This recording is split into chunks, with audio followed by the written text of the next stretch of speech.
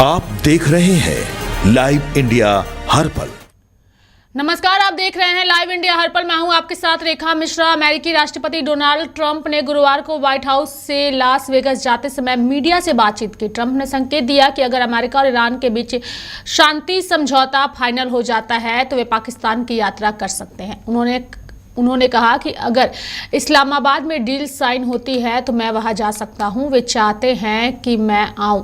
Trump के अनुसार मध्यस्थता कर रहे पाकिस्तानी अधिकारी बेहतरीन काम कर रहे हैं। ट्रंप ने ईरान के साथ चल रही बातचीत को लेकर काफ़ी उम्मीद जताई है। उनका मानना है कि अगर यह डील सफल रही तो काफ़ी जल्द इसका ऐलान जो है वो हो सकता है। ट्रंप के मुताबिक इस समझौते से हॉर्मुज जल डमरू मध्य जो है वो सुरक्षित हो जाएगा और अमेरिका को फ्री ऑयल जैसा फ़ायदा मिल सकता है। उन्होंने दावा किया है कि इससे तेल की कीमतें पहले के मुकाबले काफ़ी कम हो जाएंगी। ट्रंप ने यह भी कहा कि पिछले कुछ दिनों में गैस की कीमतों में पहले ही कमी देखी गई है। बता दें कि न्यूक्लियर हथियार पर ट्रंप का रुख की अगर हम बात करें तो ट्रंप ने साफ किया है कि ईरान के साथ किसी भी डील की सबसे बड़ी शर्त यह है कि उनके पास न्यूक्लियर हथियार नहीं होने चाहिए। महंगाई के मुद्दे पर उन्होंने पिछली सरकार पर निशाना साधते हुए कहा कि उन्हें देश के इतिहास की सबसे खराब महंगाई विरासत में मिली थी, जिसे वे अब काफ़ी नीचे ले आए हैं। ट्रंप ने कहा कि ईरान अब उन शर्तों पर भी बात करने को तैयार है जिनके लिए वह 2 महीने पहले राजी नहीं था। पाकिस्तान और ईरान के बीच बढ़ती डिप्लोमेटिक हलचल, यानी कि अल जजीरा की अगर रिपोर्ट की माने तो उस रिपोर्ट के अनुसार पाकिस्तान के आर्मी चीफ आसिम मुनीर इस समय तेहरान में हैं। गुरुवार को उन्होंने ईरानी संसद के अध्यक्ष मोहम्मद बागेर गालीबाफ से मुलाकात की और इससे पहले बुधवार को ईरान के विदेश मंत्री अब्बास अरागची ने उनका स्वागत किया था। इस दौरे का मकसद अमेरिका और ईरान के बीच रुकी हुई बातचीत को फिर से शुरू करना है। रिपोर्ट के मुताबिक यूरेनियम संवर्धन को रोकने और ईरान के स्टॉक पाइल को मैनेज करने जैसे मुद्दों पर अभी पेच फंसा हुआ है। आसिम मुनीर जल्द ही इस सिलसिले में वाशिंगटन भी जा सकते हैं।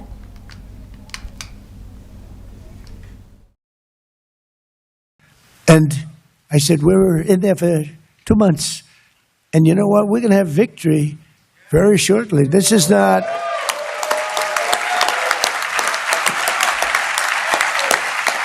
And against a very tough, smart country. These people were fighters.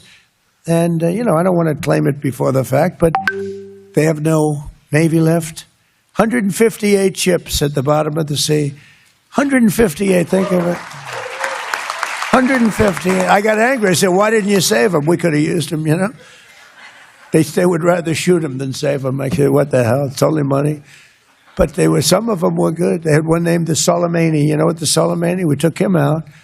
He was the worst, one of the worst terrorists in the history of this country, this world. They killed many of our people. Many of our people have been killed. When you see a young soldier mostly going around without legs, without arms, with their faces so badly injured, it was Soleimani that did that. Since the outbreak of the conflict in Iran and the Gulf region on the 28th of February 2026, India had expressed deep concern and urged all states to exercise restraint, avoid escalation, and prioritize safety of civilians.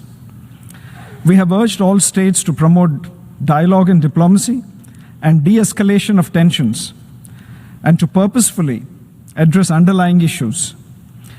We have also called for respect of sovereignty and territorial integrity of all states. An aspect of particular concern for India, for its energy and economic security, relates to commercial shipping through the Strait of Hormuz. India has deplored the fact that commercial shipping was made a target of military attacks in this conflict. The precious lives of Indian seafarers aboard ships have been lost during the course of the conflict. We reiterate that the targeting of commercial shipping and endangering innocent civilian crew members or otherwise impeding the freedom of navigation and commerce in the Strait of Hormuz are unacceptable. International law in this regard must be fully respected. We strongly urge that safe and unimpeded freedom of navigation and global commerce through the Strait of Hormuz be restored at the earliest. I thank you, Mr. President. Trump ने स्पष्ट शब्दों में कहा कि अगर Iran के साथ शांति समझौता कायम हुआ तो वो जाएंगे पाकिस्तान। मेरे साथ फिलहाल अभी के लिए इस खबर में इतना ही। आप देखते रहिए लाइव इंडिया हर पल। नमस्कार।